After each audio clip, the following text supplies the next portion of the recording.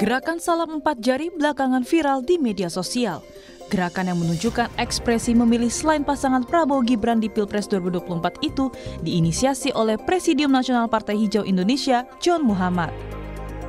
Dengan kata lain, gerakan ini mengajak masyarakat memilih pasangan 01 Anies Mohaimin atau 03 Ganjar Mahfud di Pilpres 2024. Gerakan salam 4 jari yang menyasar Prabowo Gibran ini direspon TKN Prabowo Gibran.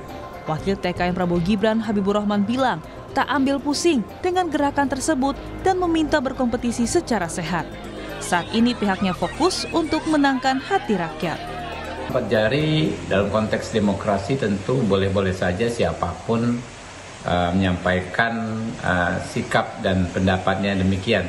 Ya, ini adalah negara demokrasi. Tapi kalau saya lihat di akar rumput, di grassroots, ya, yang dipahami masyarakat bahwa pemilu itu adalah bagaimana menyampaikan gagasan, visi dan misi serta kelebihan program masing-masing. Pada akhirnya kan semua kembali ke masyarakat yang akan memberikan penilaian.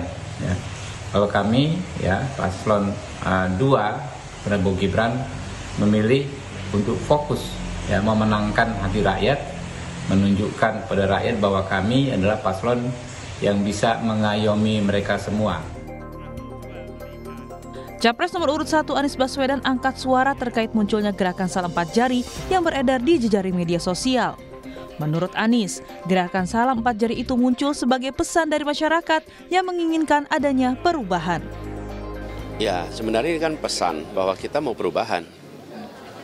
Dan apa yang sekarang terjadi itu 02 kelihatannya diasosiasikan dengan keberlanjutan.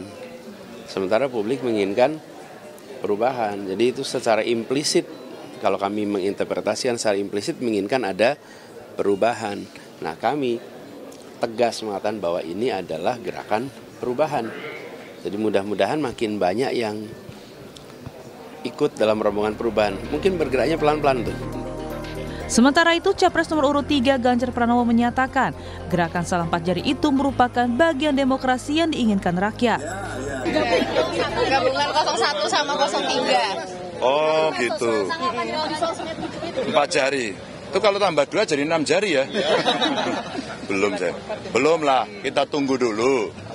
Kan pemilunya masih 14 Februari gitu kan. 14 Februari kita tunggu, baru setelah itu kita akan bicara. Kita nggak tergesa-gesa.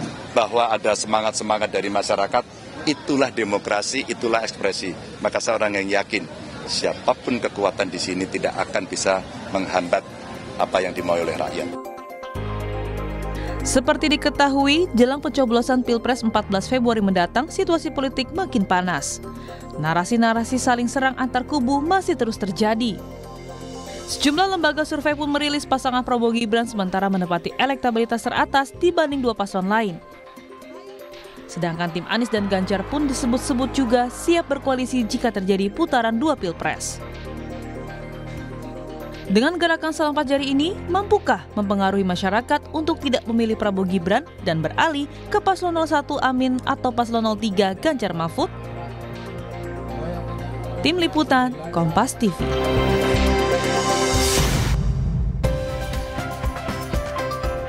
Saudara, setelah kemarin viral ada salam 2 jari dari balik mobil kepresidenan, sekarang gerakan salam 4 jari yang kemudian viral di media sosial yang merupakan gerakan yang mengajak agar masyarakat Indonesia ini memilih pasangan 01 Anies Mohaimin maupun pasangan 03 Ganjar Mahfud. Dengan kata lain, gerakan ini mengajak agar masyarakat tidak memilih Prabowo Gibran. Lalu pertanyaannya, mengapa gerakan ini kemudian menyasar dari Prabowo Gibran? Kita bahas di pagi hari ini dengan sejumlah narasumber kita. Sudah ada di studio, sudah ada Pak Syahganda Nainggolan yang merupakan juru bicara Timnas Amin. Assalamualaikum, selamat pagi Pak Ganda. Assalamualaikum, selamat pagi pemirsa.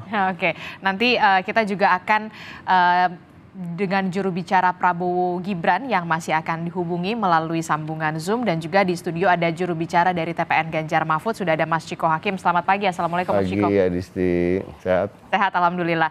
Kemudian juga di sambungan Zoom ada pengamat politik dari Universitas Indonesia, sudah ada Mas Aditya Perdana. Selamat pagi, Assalamualaikum Mas Adit. Selamat pagi, waalaikumsalam Mbak Detik. Ya, kita lagi membahas nih, kemarin setelah viral salam 2 jari dari mobil kepresidenan, sekarang ada muncul gerakan dari masyarakat ini salam 4 jari. Dari tim sukses paslon 01, komentar Anda soal salam 4 jari ini, Pak Ganda? Ya, ini sesuatu yang sangat positif ya dari gerakan rakyat. Positifnya? Iya, karena mereka ini sudah melihat arogansi Jokowi dan Prabowo dan 02 ini sudah di luar batas-batas kewajaran dalam demokrasi, sehingga wajar ya kalau mereka itu 1 dan 3 itu sudah secara secara instingtif itu bersatu. Ya, itu saya sudah rasakan pada saat 15 Januari di acara 50 tahun Malari. Ya, itu kelompok 01 dan 03 itu pose-pose bareng terus. Misalkan saya dengan Helmi Pauji, bekas duta besar di Mesir, kemudian ada Bitor Suryadi, ada Tenri dan lain-lain tokoh-tokoh di 03 ya. Sama saya yang di 01 itu kita foto-foto bareng, ada 3, 1 gitu. Jadi 4 itu sudah dari awal sudah kita ciptakan. Nah, sekarang ini di luar aktivis tiba-tiba ada namanya John Muhammad dan lain-lain di Twitter, di Instagram dan lain-lain memviralkan gerakan ini ya. Jadi saya pikir memang rakyat itu sudah merasakan secara sungguh-sungguh bahwa arogansi kekuasaan ini harus dilawan oleh rakyat. Ya, jadi 3 dan 1 ini bukan lagi hanya melihat bahwa Prabowo ini mau dikalahkan putaran kedua. Saya lihat gerakan ini mau mengalahkan Prabowo di putaran pertama. Ya, jadi saya pikir ini adalah gerakan rakyat yang luar biasa, dan saya sudah komunikasi dengan Capres dan Cawapres, ini harus diapresiasi secara positif. Mereka mengapresiasi secara positif. Mas Chiko, Anda bagaimana melihat ini? Ya, jadi kan ini gerakan yang muncul dari rakyat ya, gerakan muncul dari teman-teman yang sering bergerak untuk demokrasi dan lain-lain. Saya kenal John Muhammad, tapi udah lama sekali saya nggak pernah berjumpa lagi dengan dia. John ini kan kalau saya ingat dia adalah aktivis dari mahasiswa Trisakti tahun 98 ya kan. Jadi dan John maupun ada Gita Putri juga di X yang ikut menyuarakan soal salam 4 jari. Mereka ada orang-orang yang terlibat dalam gerakan reformasi, dan yang setahu saya sampai hari ini bahkan belum pernah terlibat dalam tim ses capres manapun setelah reformasi berjalan dalam Pilpres. Tidak ada pihak kemana-mana. Bukan kemana-mana. Jadi itu betul-betul murni gerakan dari mereka, gerakan yang tumbuh di masyarakat yang sudah jengah, sudah lelah melihat perilaku-perilaku pejabat-pejabat kita yang berpihak dan melakukan banyak kampanye terselubung. Jadi ini bukan hanya gerakan dari ekskalasi dari hashtag, sebelumnya ada hashtag asal bukan Prabowo. Ya, sekarang kan menjadi salam 4 jari. Nah, tadinya bicara soal Prabowo, tapi sekarang sudah melebar sehingga melihat mulai muak lah ya dengan apa yang dilakukan oleh Presiden Jokowi selama ini. Setiap hari Presiden Jokowi itu kita melihat pandangan masyarakat adalah dia berkampanye secara terselubung. Dia pergi jalan-jalan dengan ganti-gantian makan siang, naik sepeda, dan lain-lain, makan bakso dengan menteri-menteri yang kalau nggak capres berada di koalisi paslon 2. Nah, ini dia. Itu masyarakat sangat bisa melihat, apalagi dari mobil RI1 yang dibiayai oleh negara, itu bagian dari fasilitas negara, termasuk yang mahal, ya kan, yang uang rakyat di situ, termasuk bensinnya dibayarin oleh negara, ada mengacungkan 2 jari gitu, sementara Bawaslu tidak berbuat apa-apa. Jadi Anda mengatakan itu masuk kampanye terselubung? Oh iya dong, sangat. Setiap hari kalau pandangan saya, dan saya yakin itu pandangan masyarakat, itu adalah kampanye terselubung. Bawaslu bisa bilang aja enggak, ya kan? Bawaslu boleh ngomong apa-apa, penyelenggara pemilu boleh mengatakan apa-apa. Oh, itu tidak sesuai dengan pasal ini itu nggak apa-apa, ini dan lain-lain. Cuma masyarakat ini kan bukan masalah pasal, dia masalah kepantasan aja, masalah adab, masalah moral, masalah etika. Itu yang dikedepankan. Kita hidup ini sebagai manusia ini kan menjadikan kita manusia bukan hanya kita patuh pada hukum, tapi ada adab dan etika yang harus kita jaga. Dan soal kepantasan, soal kepatutan, memantaskan diri sebagai presiden, sebagai negarawan. Nah, masalahnya sekarang semakin dilihat oleh masyarakat, Presiden Jokowi ini yang diharapkan oleh banyak orang, termasuk saya sebagai pendukung dia di Pilgub DKI, 2 kali Pilpres dan lain-lain, punya harapan bahwa kita mendukung seorang negarawan. Tetapi semakin kesini semakin terlihat bahwa Pak Jokowi ini hanya seorang politisi biasa yang dan manusia biasa yang sangat biasa. Artinya apa? Yang menginginkan anaknya sukses gitu kan, dengan cara apapun. Nah, ini yang kita lihat sekarang dan masyarakat mulai melihat, dan apa yang disampaikan Pak Jokowi ketika dia bilang presiden boleh berpihak dan lain-lain yang berbeda dengan pernyataan dia sebelumnya di bulan November atau Oktober itu kalau nggak salah. Ini juga menjadi semacam trigger untuk masyarakat mulai bangkit dan mengatakan oke deh, kalau lo ke 02, kita maunya kalau nggak 1, 3. Gitu. Oke, nah kalau saya melihatnya gini loh, ini bukan koalisi buat putaran kedua loh. Saya melihatnya masyarakat ingin bahkan paslon 2 tidak masuk putaran kedua. Yang masuk putaran kedua tuh 1 dan 3 dan bertarung. Sorry 02 kalau kata anak-anak Gen Z atau Gen milenial, lo nggak diajak. Oke, tapi begini, yang kemudian diinterpretasikan adalah salam 4 jari itu ketika putaran kedua 01 dan juga 03 ini jadi melebur begitu, jadi bersatu. Nah, kalau paslon dari 01 sendiri, Pak Ganda menanggapinya seperti apa? Sudah ada pembuka komunikasi belum sih? Pastinya komunikasi itu terjadi ya. Pastinya komunikasi, dan saya tahu komunikasi itu pada level yang sangat tinggi ya. Nah, maksudnya kan ada 3 hal dulu yang kita harus cermati. Pertama itu kan soal perasaan masyarakatnya sendiri. Rakyat yang merasa di betrayal oleh 2 sosok ini, Jokowi dan Prabowo. Ya, Jokowi itu kan seperti malin kundang ya. Dia itu dibesarkan oleh Ibu Megawati, yang harusnya dia itu tidak durhaka, dia balik mengabdi pada PDI dan pada Ibu Megawati. Ini malah mengacak-acak kantongnya Megawati, kantongnya Banteng di Jawa Tengah. Ya, kalau misalkan PSI akan meraup suara 3-7% di Jawa Tengah dan nasional, itu maka PDI akan nomor 2 atau nomor 3. Ya, karena nanti akan Gerindra dan lain-lain akan berusaha untuk take over sebagai nomor 1 dan jadi ketua DPR itu dari Gerindra. Ini kan bahaya benar buat PDI. Jadi air susu dibalas dengan air tuba. Yang kedua itu arogansi tadi. Arogansi ini misalkan kita lihat bahwa mereka mempolitisasi dana bansos. Itu dalam istilah politik namanya politik gentong babi atau pork barrel politics. Tapi kan itu kemudian sudah dibantah dari... Nggak bisa, karena kita melihat videonya misalkan Zulkifli Hasan di Kendal kemarin, ya tanggal 29 atau 26, dia bilang, masyarakat siapa yang ngasih bansos? Siapa? Diarahkan kan nama Jokowi, misalkan, itu kan diarahkan. Itu kan nggak boleh, bansos itu kan adalah hak rakyat, maksudnya negara itu cuma wajib. Ya, saya pernah tinggal di Belanda dan saya pernah menerima bansos di Belanda. Nggak ada itu istilahnya orang kayak gitu dihinakan, bansos itu seolah-olah dikasih oleh Jokowi. Ini orang kemudian politisasi bansos, politisasi kekuasaan, sekda-sekda apa segala diarahkan, guru-guru diarahkan. Ini udah kelihatan arogansi, makanya ini rakyat yang 2 ini marah.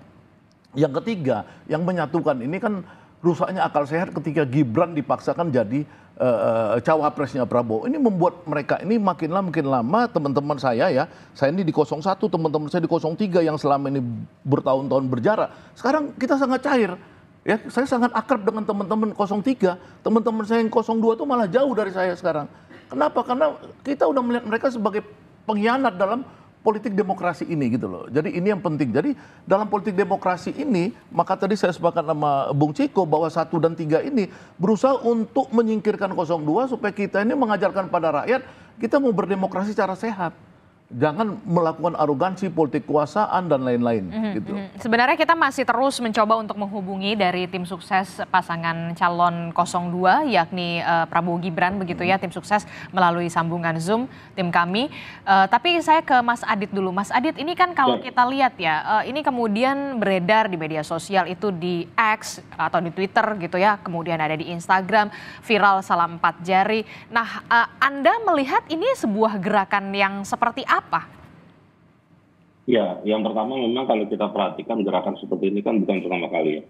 Karena kalau kita perhatikan di pemilu sebelumnya juga ada contoh yang serupa meskipun itu menjadi sebuah pertentangan yang menarik ya. Pilih Pak Prabowo, bukan pilih Pak Jokowi dan sebagainya. Jadi memang selalu ada konteks yang seperti ini.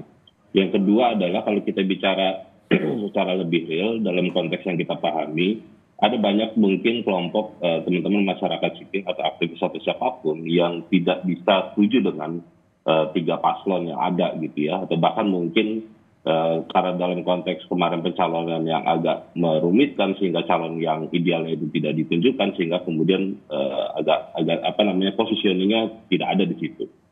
Sehingga kemudian ketika misalkan ini sudah berlangsung, sudah kampanye, sudah masuk gitu ya, baru kemudian ada ketidakpuasan, senang terhadap situasi yang memang ada hari ini gitu ya. Karena memang kita bisa paham apa yang tadi disampaikan oleh Bang Ciko dan Satu Bangsa Dadan adalah ini adalah situasi yang menjadi sangat jelas gitu ya, bahwa di situ ada perlawanan terhadap upaya-upaya yang menggerus demokrasi dan sebagainya gitu. Jadi kenapa kemudian ada diskusi bagaimana 1 dan 3 itu kemudian menjadi nyambung gitu ya, karena memang upaya ke sana ada di sana, nyambungnya di sana gitu. Nah cuma masalahnya gini, ketika misalkan kita bicara soal sebagai sebuah ajakan untuk dalam konteks elektoral, ini akan menjadi sangat problematis. Karena yang real terjadi hari ini ada 3 calon. Ya di kertas surat suara itu kita akan ada 3 calon. Bukan pilih salah satu, bukan pilih 2 gitu ya. Kalau 2 itu pasti akan batal gitu, dan tidak sah dan segala macam. Misalkan contoh kalau misalkan ajakannya gerakan 4 jari ini untuk mengatakan tidak pilih 2, tetapi pilih 1 dan 3 dan ya gitu, itu kan tidak sah gitu. Berarti kan tetap harus pilih salah satu. Salah satunya itu ya kalau nggak 1 dan 3 gitu ya. Tapi kenapa kemudian Mas Adit, maaf saya potong, tapi kenapa kemudian seolah-olah begitu ya, ini pasangan calon 02 Prabowo Gibran ini kemudian disasar begitu? Ya karena memang ini adalah bukti memang ada real Mbak ya. Saya juga beberapa dataset yang saya punya itu juga dari survei, itu ada banyak masyarakat yang memang tidak senang juga dalam situasi hari ini dalam konteks pemilu dan demokrasi ya. Jadi saya bisa paham juga kenapa kemudian menjadi muncul gitu, dan ini kan pasti akan dikoneksikan, direlasikan dengan pasangan nomor 2 dan khususnya adalah terkait dengan istilahnya cawe-cawenya Pak Jokowi. Dan hari ini kita juga akan sangat gamblang sekali melihat bagaimana interaksi Pak Jokowi dengan paslon 02 ini semakin intens gitu ya. Dan kekhawatiran ini saya bisa paham kenapa kemudian yang ditangkap oleh paslon 1, paslon 3 dalam berbagai debat itu kita akan sangat lihat sekali. Tapi satu sisi yang lain ada juga masyarakat yang menyatakan ketidakpuasannya seperti gerakan 4 jari ini. Jadi menurut saya masuk akal kenapa kemudian ini menjadi perlawanannya kepada 02, sehingga kemudian kita akan lihat bahwa ternyata ada pihak lain yang bukan berasal dari kontestan pemilu itu juga sedang melakukan perlawanan terhadap 02 gitu. Karena konteks yang didasari itu relatif sama antara 1 dan 3 gitu. Ini bisa dikatakan suara atau gerakan perlawanan begitu ya Mas Adit ya, seperti yang tadi Anda sebutkan tadi. Iya, gerakan perlawanannya kemudian gerakan perlawanan tetapi dalam konteks elektoral. Ini yang kemudian menjadi repot. Ya. Saya juga sudah sampaikan beberapa kali kepada teman-teman, karena ini gerakan perlawanannya untuk memilih salah satu 1 dan 3 gitu ya. Masalahnya adalah ini kan pasti akan ada diuntungkan, entah 1 atau 3 gitu ya. Yang kemudian entah mereka nanti akan bisa masuk ke dalam putaran kedua atau nanti akan menang di 1 putaran ini dan segala macam. Tetap akan ada yang diuntungkan. Sehingga kemudian bagaimana berkoalisinya, bagaimana nanti sharingnya, bagaimana teman-teman gerakan ini juga kemudian harus diajak duduk bareng dan segala macam untuk membicarakan itu.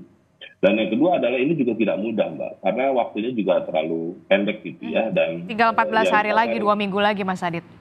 Betul, dan yang disasar adalah untuk sampai saat ini memang kalangan netizen ya. Kalangan netizen itu memang hanya ada di perkotaan yang punya akses internet sangat mudah. Sementara di grassroots, pedesaan dan segala macam itu relatif sudah mapan juga pilihan politiknya gitu ya.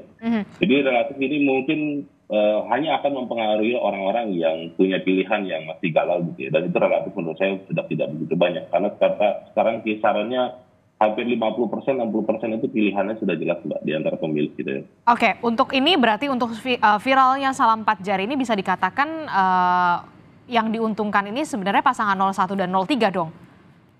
Iya, dalam konteks ini yang kita bicarakan iya begitu kan. Sehingga kemudian Pak Sagaran sama Pak Ciko ini sangat semangat gitu ya, karena usaha untuk bisa mendapatkan ceruk suara yang nanti akan dapat gitu ya. Karena dengan demikian itu ada peluang untuk bisa menaikkan elektabilitasnya gitu. Dan menurut saya bisa masuk akal soal itu ya. Tapi pertanyaan saya selanjutnya kemudian seberapa signifikankah untuk mempengaruhi elektoral? Itu yang saya belum bisa melihat dan saya tidak begitu yakin ya. Karena dari sisi banyak data teman-teman konsultan dan juga lembaga survei sudah rilis, itu kan sekarang kisaran yang undecided ataupun swing voters dan segala macam itu masih kisaran 20-30%. Jadi makin lama makin kesini Mbak itu semakin berkurang gitu ya. Jadi pertanyaannya adalah apakah memang itu efektif untuk bisa mempengaruhi sekitar 20-30% itu. Nah, dengan waktu yang terbatas tentunya. Jadi dan juga pada saat yang bersamaan ini adalah main di area sosial media, tidak untuk main di grassroots. Nah, itu juga sangat problematis gitu. Jadi saya menduga ini bukan yang ini tidak mudah gitu ya, tetapi kita apresiasi sebagai sebuah awareness gitu ya, kepedulian secara bersama-sama terkait dengan bahwa kita punya problem yang sangat serius terkait dengan demokrasi kita di ujung belakangan ini dan memang menjadi sebuah concern bersama untuk mari kita menciptakan pemilu yang adil dan berintegritas gitu. Nah, itu yang menjadi tantangan yang harus kita hadapi. Kekhawatiran-kekhawatiran disampaikan oleh banyak pihak termasuk oleh para paslon gitu ya, memang sudah banyak cerita dan memang kita harus sama-sama sikapi secara bijak juga gitu ya. Oke. Tadi dikatakan ya yang diuntungkan adalah pasti pasangan 01 dan juga 03. Tapi seberapa signifikan ini berpengaruh terhadap elektoral ini masih bisa dikatakan ya tidak terlalu signifikan. Anda sendiri komentarnya Pak Ganda? Ya pertama gini ya, saya pikir Pak Anies dan Bu Megawati dan Pak Ganjar ya dan tim itu kan adalah manusia-manusia yang membangun demokrasi di Indonesia. Sedangkan Prabowo adalah bagian dari orde baru yang anti demokrasi. Ya, sehingga kita penghargaan kepada demokrasi ini untuk pasangan 01 dan 03 itu lebih harus dilihat dari value-nya. Dia lebih besar daripada sekedar mereka bicara siapa menang siapa kalah, siapa elektoralnya lebih tinggi dan lain-lain. Saya melihat dari saya kemarin di Bandung ketemu Pak Anies Baswedan, ini persoalan demokrasi ini buat dia adalah persoalan hidup atau mati. Ya saya pikir juga di Ibu Megawati sebagai orang yang menumbangkan Soeharto juga ini adalah hidup mati. Jadi kita ini 0103 pertama bersatu ini ya masyarakatnya adalah menjaga demokrasi dulu. Yang kedua kita bagaimana kalau menjaga demokrasi ini kita bisa melihat bahwa kemungkinan besar politisasi bansos itu akan berefek 30-40% pendongkrakan suara Prabowo. Makanya kita ini 0103 harus melakukan watchdog sampai ke bawah, laskar-laskar rakyat, ya gerakan mahasiswa, gerakan LSM apa segala akan mengawal ya demokrasi ini pemilu jujur sehingga kita yakin bahwa Prabowo itu ada di angka 30% ke bawah. Ya karena saya sebelum debat biar putaran kedua gitu maksudnya. Dia nggak masuk. Nggak masuk. Saya dapat informasi dari lembaga survei yang belum 14 Februari, jadi kita belum bisa iya, makanya jangan mengklaim bahwa seolah-olah 02 itu akan masuk. Kalau tidak ada politisasi bansos, saya yakinnya Prabowo itu tidak akan masuk. Dia akan mati di 20-30%. Maka yang masuk adalah kubu 1 dan kubu 03. Ya, sehingga apa? Sehingga harapan saya ya memang gerakan rakyat ini menjadi gerakan gelombang besar untuk mengawal demokrasi agar memastikan 0103 itu masuk ke putaran kedua dan kita menyingkirkan 02 itu karena mereka anti demokrasi dan berbahaya. Ya nanti kita hasilnya tetap di 14 Februari. Mas Ciko. Mengenai elektoral ya. Jadi pertama tadi saya sepakat dengan apa yang disampaikan Bang Syaganda tadi. Memang untuk kami, untuk PDI Perjuangan khususnya dan juga Pak Ganjar, Pak Mahfud maupun juga partai-partai pendukung nomor satu adalah ini adalah kontestasi demokrasi. Kontestasi Pilpres ini adalah pesta demokrasi. Artinya nomor satu yang kita harus jaga di antara semua ini adalah demokrasinya. Jadi biarlah masyarakat saling mengedukasi. Nah saya melihat ini kan Salam 4 Jari ini masyarakat saling mengedukasi. Bukan masalah dukungan kepada siapa-siapa. Sebenarnya ini tidak bisa diartikan juga ini mendukung 1 atau mendukung 3. Enggak, mereka sedang menolak dua karena 2 ingin memundurkan demokrasi. Dan dalam perjalanannya sudah terlihat dari mulai rentetan MK dan sekarang presiden, ketidaknetralan presiden, ketidaknetralan aparat, ketidaknetralan menteri-menteri yang dilakukan di waktu jam kerja dengan fasilitas negara dan lain-lain. Itu yang memberikan kemuakan-kemuakan pada masyarakat dan akhirnya mereka saling mengedukasi dengan mengatakan oke, kita tolak paslon nomor 2. Nah ini yang saya lihat nomor 1. Masalah elektoral itu menjadi konsekuensi aja, ya kan siapapun yang mendapat limpahan itu itu bukan menjadi strategi kami. Tapi Jadi kan berharap dong, tapi kan berharap pastinya. Harapan tentu ada dari manapun suara kita berharap, tapi itu tidak pernah menjadi strategi kami, dan strategi kami kalau kita berpikir tentang itu dan ini itu akan menggoyangkan apa yang telah kita canangkan dan kita prepare atau kita rencanakan untuk menang dengan cara apa. Nah, cara apa yang kita menang ya datang ke rakyat, canvassing dan lain-lain. Itu cara yang paling baik lah ya. Pak Ganjar juga belusukan sampai nginep ke rumah warga. Itulah cara-cara di mana kita ingin menyampaikan visi misi dan gagasan. Nah, tadi saya sampaikan bahwa ini adalah cermin dari masyarakat yang sudah muak dengan apa yang sedang terjadi terus menerus hari ke hari. Dan ini jangan salah, masyarakat juga bisa menilai bahwa termasuk saya dan beberapa politisi yakin bahwa apa yang dilakukan Pak Jokowi ini sebenarnya ketidaknetralan dia, walaupun itu juga membuat kita muak, tapi sebenarnya kita melihat ini belum tentu menguntungkan paslon 2. Kenapa Anda bisa mengatakan seperti itu? Ya karena itu tadi, Pak Jokowi semakin hari semakin dilihat bukan sebagai negarawan. Orang-orang yang tadinya tegak lurus Jokowi karena berharap dan melihat sosok Jokowi inilah sosok orang hebat, negarawan, statesman, ya kan, berbeda dengan politisi lain, makin kesini makin melihat dia hanya politisi biasa yang tadi dan manusia biasa yang ingin mendorong anaknya dengan sebagai cara untuk menjadi wakil presiden. Nah, ini menjadi nilai minus buat mereka justru. Menurut saya artinya ketika orang bertanya apakah gimana Pak Jokowi suruh kampanye apa enggak, silakan aja gitu. Jadi tidak menjadi masalah lagi buat kami. Nah, ini saya rasa menjadi kebingungan di paslon 2. Tadi udah nggak diajak di salam 4 jari ya kan. Terus gimana? Tadi dikatakan oleh Bang Syahganda ya, nilai-nilai angka-angka di survei berapa persentase. Kalau saya melihat gini, mereka itu bingung. Pak Jokowi ini kan punya approval rating katanya hanya nomor 2 di bawah Kim Jong-un ya. Kim Jong-un ini 100%, lah kita bisa artikan sendiri lah ya. 100% pasti approval ratingnya. Presiden Jokowi ini hampir 80%, 79%. Pak Prabowo punya modal suara 40 sekian persen, di atas 45% di 2019 kemarin gitu. Itu kalau digabung mestinya udah selesai, kita udah nggak usah ikut pilpres bos, iya kan? Tapi kan ini tidak terjadi. Artinya apa? Artinya yang sebenarnya itu gimana sih? Sebenarnya masyarakat emang udah nggak mau sama Prabowo, nggak nurut juga sama Jokowi gitu. Nah, dan ini terlihat lagi makin digas lagi oleh teman-teman di kelompok masyarakat sipil tadi dengan salam 4 jari. Oke, sebenarnya kita masih menunggu ya konfirmasi dari tim sukses dari paslon. Mungkin dia tahu dia nggak diajak. Bukan, tapi kan kita tetap harus tidak boleh berpihak begitu ya. Ada 01, 03, ada harus juga 02. Iya. Nah, itu yang kami masih terus menunggu konfirmasi dari tim sukses 02 dan juga apakah kemudian gerakan masyarakat salam 4 jari ini bisa dimungkinkan akan menjadi besar dan juga mempengaruhi elektoral. Nanti kita akan bahas termasuk juga bagaimana nantinya apakah akan berkoalisi 01 dan juga 03. Jangan dijawab dulu Bapak-bapak, terima kasih. Nanti kita akan lanjutkan kembali usai jeda.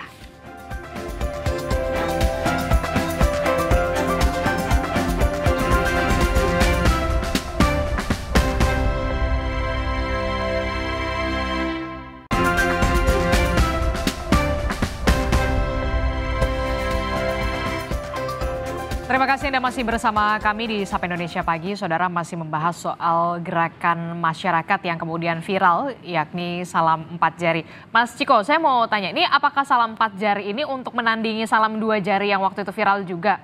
Enggak juga kan, nggak bisa ditanya ke saya, harusnya ditanya ke John ya kan, tanya ke John atau teman-teman yang di X itu memviralkan itu. Ini benar-benar bukan gerakan yang digerakkan oleh paslon manapun, ini benar-benar murni dari mereka. Saya sering dikatakan walaupun saya kenal sama John, tapi saya udah nggak ketemu dia berapa tahun lah gitu. Dan saya yakin di TPN juga, di grup-grup TPN kami tidak pernah membicarakan soal salam 4 jari ini. Dan ini muncul betul-betul murni dari teman-teman masyarakat yang memang berada di kelompok-kelompok masyarakat sipil yang memang peduli tentang demokrasi. Dan itu tadi punya rekam jejak di mana mereka pernah berjuang di reformasi ya kan, dan tidak pernah menjadi tim ses capres manapun seingat saya.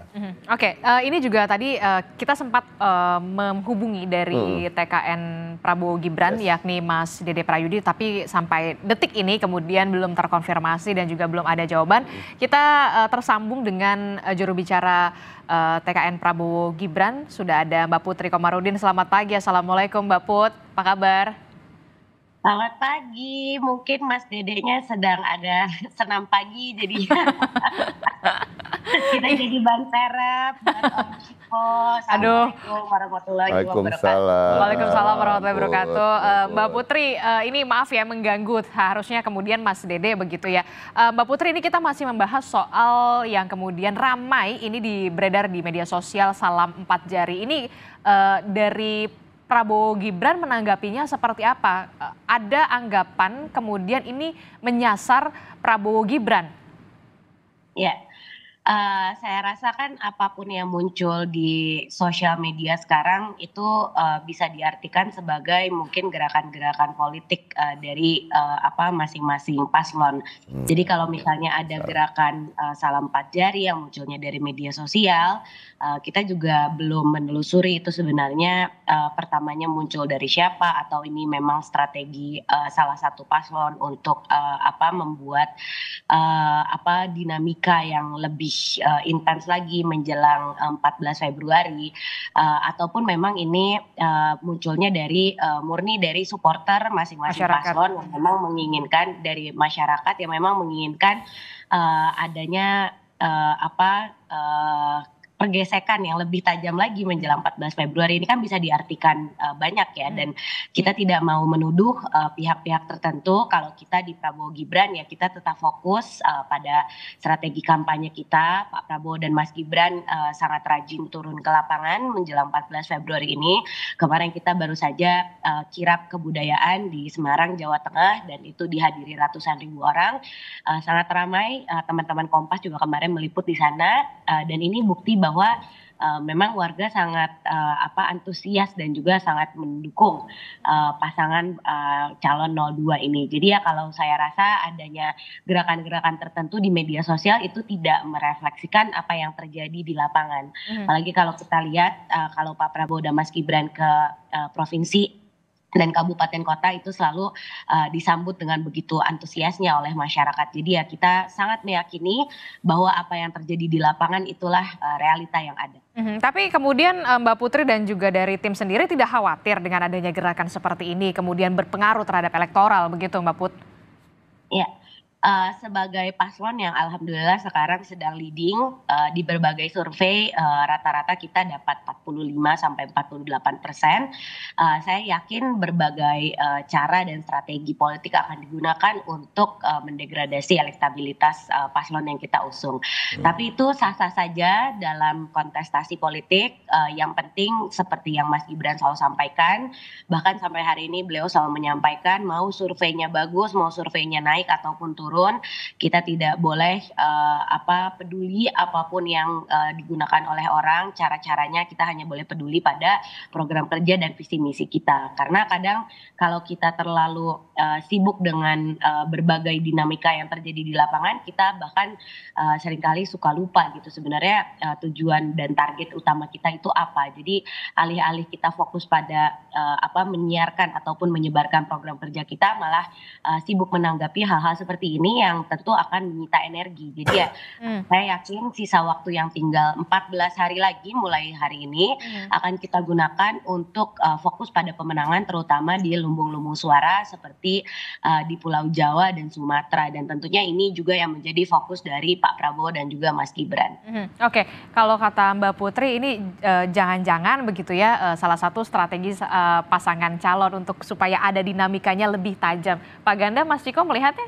Ya, pertama saya lihat kan ada dua dataran ya. Satu tataran rakyat itu memang itu tidak ada kontrol, maksudnya tidak ada rekayasa dari 01 dan 03. Jadi maksudnya ini bukan strategi dari salah satu paslon 01 bukan, 03? Ini muncul dari rakyat bahwa ada aktivis-aktivis ya yang seperti saya, aktivis puluhan tahun, terus di sana Bitor Suryadi, kemudian si Helmi Fauzi. Kita itu memang merasakan semenjak Gibran itu jadi wakil presiden, kita yang jauh jadi dekat. Saya dulu sama teman-teman saya itu dicap membuat gerakan ABG. Apa tuh? Asal bukan Ganjar. Sampai teman saya itu hampir di penjara, ya inisialnya RG itu. Tapi sekarang kemudian berubah ABG juga, tapi asal bukan Gibran. Gitu loh. Jadi artinya kita jadi akrab sesama 01, 03. Nah, apakah ini nanti jadi strategi? Ini belum ditentukan. Kita baru saling apresiasi. Ya di dalam kampanye debat capres kemarin yang ketiga itu kan kelihatan ketika Pak Prabowo mau mengatakan kepada Pak Ganjar, kita kan seguru seilmu, Pak Ganjar gini-gini. Tiba-tiba dibantah Pak Ganjar, saya nggak seguru seilmu sama Anda. Gitulah akhirnya yang justru dilihat publik adalah Pak Anies dan Pak Ganjar yang bagus bersatu, dan kemudian kita melihat juga ada UGM connection di mana 4 orang ini adalah alumni UGM, ya Pak Mahfud, Pak Ganjar, Pak Muhaimin dan Pak Anies yang mereka berkenalan sekian puluh tahun, dan mereka tahu bahwa mereka inilah pejuang-pejuang demokrasi dari mulai kampus. Ya Muhaimin di Elkis, Pak Mahfud di di HMI, Anies di HMI, Pak Ganjar di GMNI. Pak Prabowo waktu itu adalah anti demokrasi, penjahat demokrasi di zaman Orde Baru, nangkap-nangkapin orang. Nah makanya maksud saya itu ketika ini mau diulangin, kekuasaan ini mau dimanipulasi, kekuasaan ini mau dibuat untuk memenangkan secara tidak fair, ya bagaimana saya ilustrasikan tadi Pak Zulkifli Hasan di Tegal, di Kendal itu bilang bansos punya Pak Jokowi, itu kan kejahatan kemanusiaan dan kejahatan terhadap rakyat kecil. Nah ini rakyat itu bersatu sekarang. Rakyat bersatu strateginya nanti apakah dikapitalisasi oleh 0102, nanti mungkin saya sama Pak Cepi di luar ini bicara. Mas Ciko, ya kan? Mas Ciko, ya sorry Mas Ciko. Sama-sama hakim. Ya kan? Nanti siapa tahu kan seperti yang saya sebutkan, tadinya bertanding lama-lama bisa bersanding. Lama-lama bisa bersatu. Nah, Pak Ganjar juga kemarin mengatakan saya tidak mau tergesa-gesa. Lihat dulu tanggal 14 Februari. Ini maksudnya kodenya memang mau 1 sama 3 bersanding atau gimana? Maunya 1 sama 3 masuk ke putaran kedua. Nah, Putri nggak masuk. Tapi Putri boleh lah jadi anggota DPR RI ya, kita dukung lah ya. Tapi intinya jangan capres dan cawapresnya kan gitu. Tapi kembali lagi itu yang disampaikan Pak Ganjar juga saya yakin ada di kepalanya Pak Anies, karena kita sama-sama fokus untuk memenangkan Pilpres ini. Sama-sama mau jadi presiden. Pak Ganjar mau jadi presiden, Pak Mahfud mau jadi wakil presiden, dan saya pengennya mereka presiden dan wakil presiden itu titik nomor 1 itu. Ya, maksudnya bukan nomor 1 itu ya. Secara demokratis. Ya, perjuangannya itu, perjuangan kami adalah itu, dan saya yakin itu perjuangan juga di paslon 3 dan pastinya juga perjuangan di paslon 2 ya kan itu. Kalau bisa di sekali putaran ya alhamdulillah, kalau enggak 2 putaran. Tapi masalahnya tadi kalau saya ingin menimpali apa yang dikatakan Putri, salam 4 jari saya bisa pastikan itu bukan gerakan dari TPN, dan saya cukup yakin ya kan, hampir 100% yakin juga itu juga bukan gerakan dari Pak Anies. Karena saya tahu yang memulai gerakan itu karena ketika saya diundang ke acara TV beberapa kali ini untuk membicarakan dalam 4 jari, saya langsung lihat di X siapa sih yang memulai. Akhirnya saya tahu yang namanya John Muhammad. John Muhammad itu seorang aktivis, tidak pernah menjadi bagian dari tim ses manapun dari dulu sampai sekarang, dan bisa dipastikan bahwa ini adalah gerakan bukan pendukung paslon 1 dan paslon 3 tapi pendukung demokratisasi di Indonesia.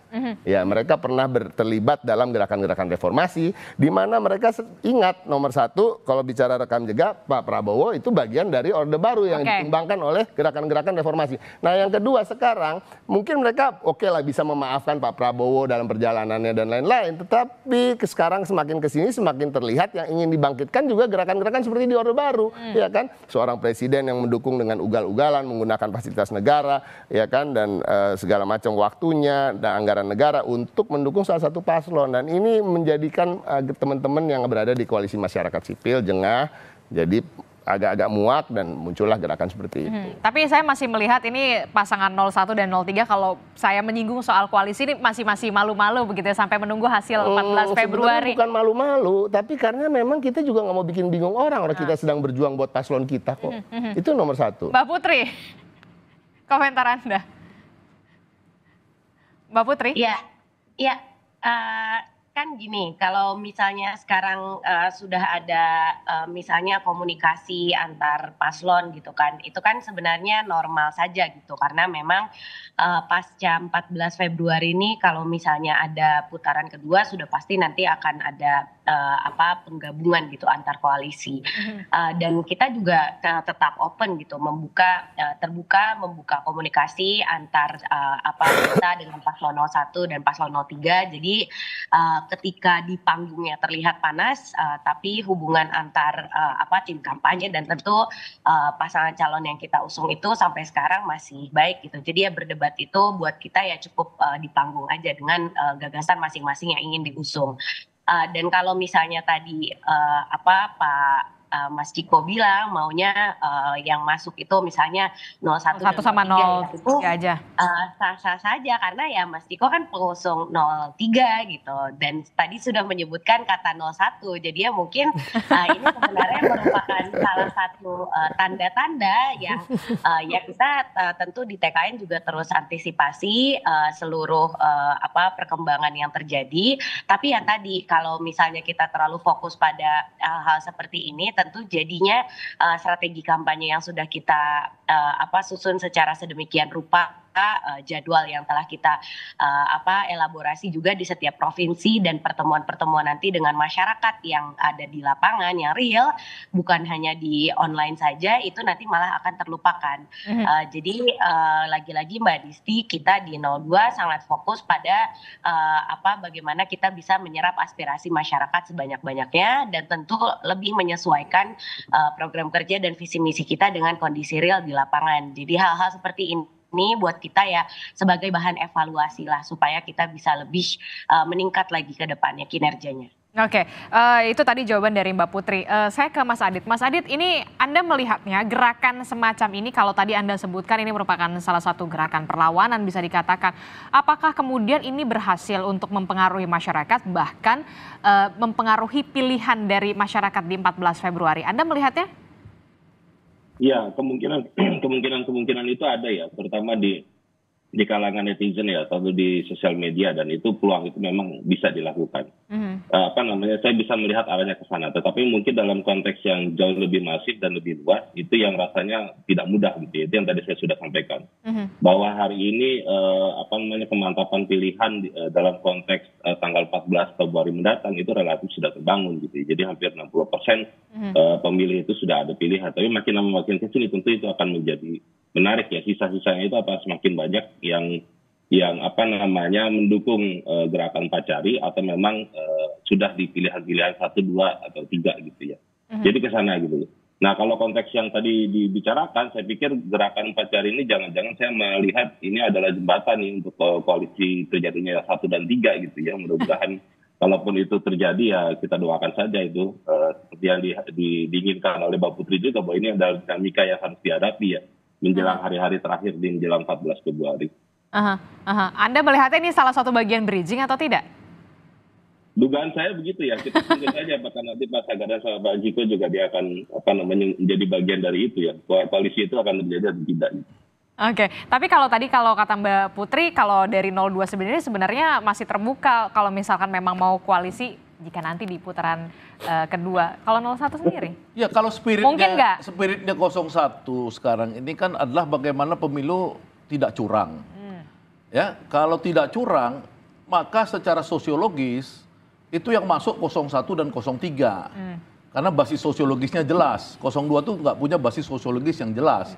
Ya, jadi kalau misalkan ini salam 4 jari ini adalah gerakan civil society yang kemudian bisa dikapitalisasi oleh 01 dan 03, tentu kita akan bicarakan. Kita minimum itu ya adalah menjaga jangan sampai kecurangan terjadi. Misalnya contoh, Pak Ganjar misalkan memberikan statement, kalau bisa bansos itu nggak usah presiden yang ngasih, cukup kepala desa, misalnya gitu, ya kan? Nah kemudian juga begitu dari kelompok 01 juga jangan pakai bansos dikasih 02 tuh minyak goreng dan lain-lain. Nah ini kita terus kampanyekan 01 itu yang disebut salam 4 jari minimum ininya yang kita bisa kapitalisasi supaya rakyat itu mengawal pemilu supaya jangan curang. Oke, jadi dengan kata lain tertutup pintu sudah kalau ke 02 gitu. Ya untuk sementara bukan, maksudnya gini kan kita nggak tahu, tapi iya atau enggak? Nggak bisa, itu mesti kita itu maksudnya dapat dulu demokrasinya, dan kita kalau dapat demokrasinya itu nanti kita senang siapapun yang masuk. Tapi kalau demokrasinya dicurangin, nah ini kita nggak bisa. Kita sekarang yang tercurangin ini 01, 03. Kita dijalimin 01, 03 dijalimin. Oke, saya tanya ke Mas Ciko deh, Mas Ciko. Kalau 01 kayaknya pintunya udah tertutup begitu kayaknya kalau ke 02 gitu. Tapi kalau dilihat dari salam 4 jari ini dan yang berkembang di masyarakat, tentunya kan kita ingin selain apa yang kita yakini tadi, bahwa kita nggak mau juga demokrasi kita dicurangi satu. Kita nggak mau salah satu paslon itu dicurangi, itu benar. Kita tidak mau ada ketidaknetralan aparat yang berpihak pada paslon tertentu, menggunakan anggaran negara, waktunya dalam waktu bekerjanya di negara ini juga dikorupsi untuk mendukung salah satu paslon. Nah ini yang kita nggak suka, ini nomor satu. Ya kan, dalam perjalanannya nanti juga, tentunya kita juga melihat apa yang diinginkan masyarakat, ya kan, walaupun kita tahu apa yang kita inginkan. Nah yang diinginkan masyarakat, yang diingin masyarakat yang ingin menjaga demokrasi kita adalah salam 4 jari ini. Jadi sampai hari ini kita berpikir nomor satu adalah untuk memenangkan paslon 3 Ganjar Mahfud untuk menjadi presiden dan wakil presiden, baik itu di putaran pertama atau di putaran kedua. Ya, yang kedua adalah kita ingin demokrasi ini kita jaga, ya kan. Nah, masalahnya nanti ada pembicaraan-pembicaraan politik di tingkat atas, dan ini politik memang cair. Ya, betul. Ya, tetapi pada prinsipnya kalau kita lihat sekarang rasanya sangat sulit untuk bisa bergabung dengan paslon 2. Aja. Oke, tapi balik lagi ya, dinamika politik itu cair, tidak ada yang tidak mungkin. Yang tidak mungkin cuma menghidupkan orang yang mati kalau dikatakan. Kalau Mbak Putri sendiri, terakhir Mbak Putri, apa yang ingin disampaikan soal kalau 01 dan 03 komentarnya seperti ini? Ya, saya rasa kita sama-sama punya bukti ya masing-masing. Maksudnya kalau 01 dan 03 selalu menggembar-gemborkan kalau 02 ini melakukan kecurangan, toh di lapangan buktinya juga ada bukti-bukti yang kita sudah laporkan juga ke Bawaslu dan juga ke task force yang dibuat oleh Pak Mahfud terkait dengan pemilu ini, bahwa banyak sekali buktinya juga paslon 01 dan 03 itu di daerah melakukan kecurangan gitu. Jadi kalau dibilang banyak hal yang berkembang ini mengarah kepada kecurangan 02, kita juga sama-sama punya bukti bahwa 01 dan 03 melakukan hal yang sama, menggunakan PJ kepala daerah misalnya, menggunakan struktur kementerian untuk mendukung paslonnya. Tapi kan ya tadi itu kembali lagi kepada strategi masing-masing paslon. Jadi kalau kita di 02 kita tetap berpegang teguh bahwa maling boleh teriak maling, tapi kita tetap maju ke depan, kita fokus pada kemenangan Pak Prabowo dan Mas Gibran. Kalau misalnya bisa kita selesaikan dalam satu putaran ini ya tentu akan sangat baik, akan sangat menghemat anggaran pemilu 17 triliun yang bisa dihemat di anggaran penyelenggaraan, dan ini menurut saya sangat baik juga untuk konsolidasi politik nanti. Jadi kalau di politik sepakat banget tadi yang dibilang Mbak Disti, never say never.